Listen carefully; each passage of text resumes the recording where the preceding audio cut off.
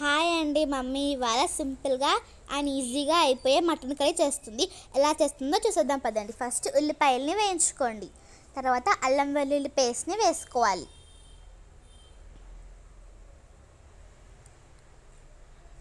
బాగా ఫ్రై చేయండి. ఇప్పుడు మటన్ని వేసుకోవాలి. దాంట్లో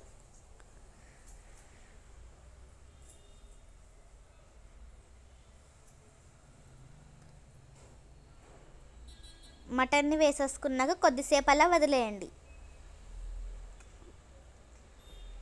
ఇప్పుడు కారం వేసి తిప్పాలి. ఇప్పుడు కొంచెం సాల్ట్ కూడా వేయండి.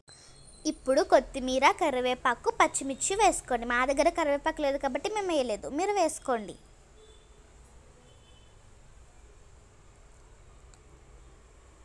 ఇప్పుడు బాగా కలిపేసుకొని ఒక 2 మినిట్స్ వదిలేసాక వాటర్ పోసుకోవాలి.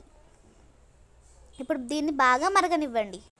ఇప్పుడు కొంచెం గరం మసాలా వేసుకోవాలి. గరం మసాలా మమ్మీ ఇంట్లో ఓన్గా తయారు చేసింది. కొద్దిసేపు అయిపోయాక ఒక 2 మినిట్స్ అనేది మగ్గనివ్వండి వాటిని. ఇప్పుడు మన సింపుల్గా అయిపోయే మటన్ కర్రీ అయితే రెడీ అయిపోయింది. టేస్ట్ అయితే చాలా బాగుంది. మీకు ట్రై చేసి ఎలా అంతా కమెంట్స్ చెప్పండి. Thank you for watching.